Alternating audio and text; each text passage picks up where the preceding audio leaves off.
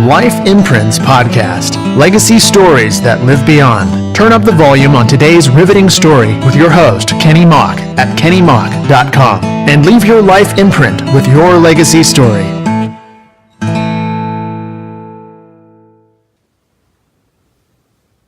Welcome back to our podcast. And today I have a very special, dear friend and someone who has a great story. His name is Steve Hornsby.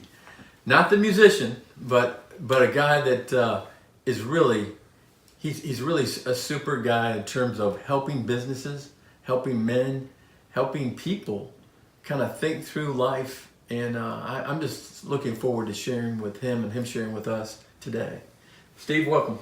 Kenny, thank you, man. Yeah, Steve, I was going to ask you. You were born and raised in a place called Bolivar, Tennessee. Is that right? That's right. Small town. Tell us about Bolivar and how that's had influence on your life.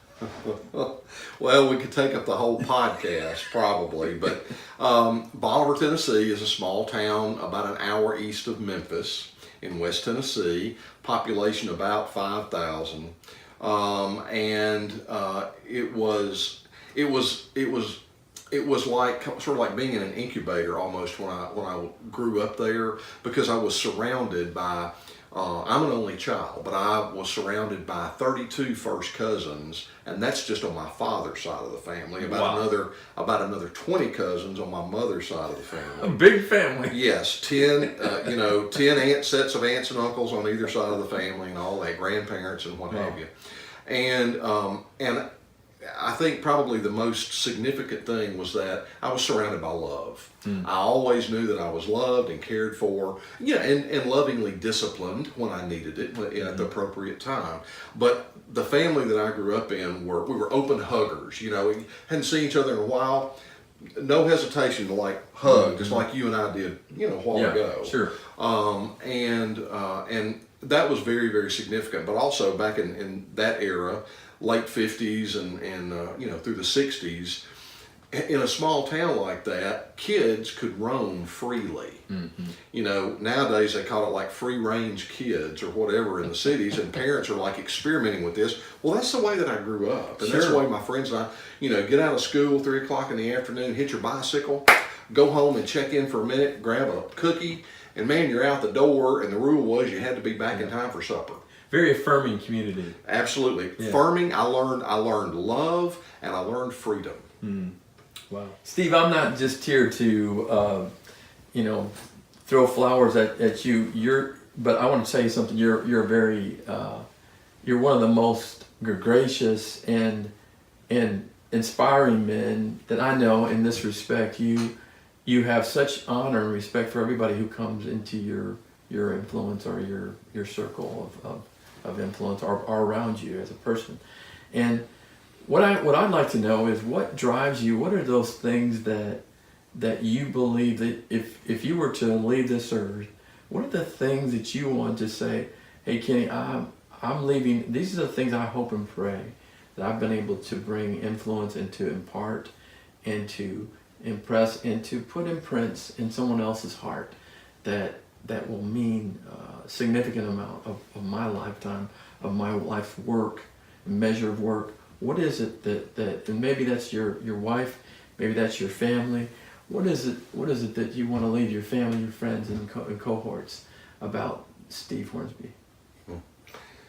Well, thanks, Kenny. Thank you for all those flowery words that you threw at me, and I really do appreciate that. That's very kind. I don't know that I'm deserving of all that, because I certainly do have my shadow and my warts that pop up too, but I appreciate it. Thank you. Honestly, I think the most important thing is that the people that I have been around and spent time with in my life, my wife, my children, my extended family, my close friends, is that we've created the experience with each other where we can tell each other when we're with each other or over the telephone, I love you, and mean it. Where we can honestly say that and mean it with each other and know that really is what we mean. For me, the most important thing that we can do is to share, is to be a vessel for love. And I'm not talking about romantic love. I mean, I know you know what I mean. Yeah, but, absolutely. but the agape love, the ability to have compassion, understanding, giving people a second chance, and also being honest. Not being a wallflower or being a throw rug for people to trample on, but being able to speak up and be honest.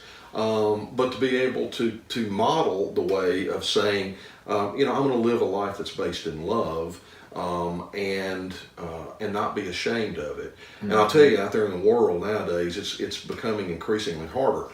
When I grew up in that small town I was telling you about earlier, it was a lot easier. I didn't realize, it's kind of like, the fish doesn't know he's swimming in water. I didn't know that's what I was swimming in and at that time.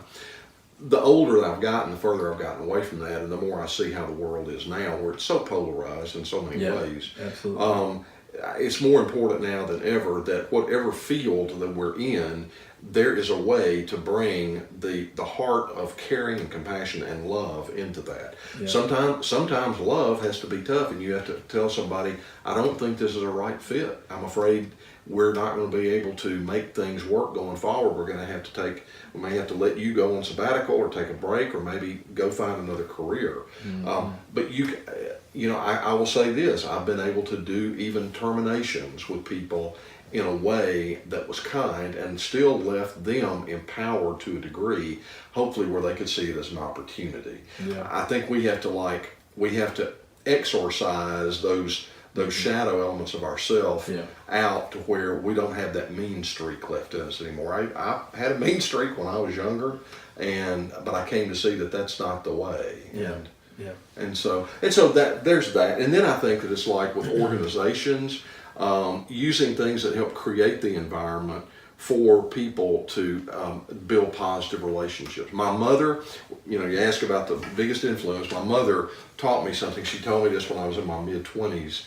The most important thing in the world are relationships. The most powerful thing in the world is love. That is powerful.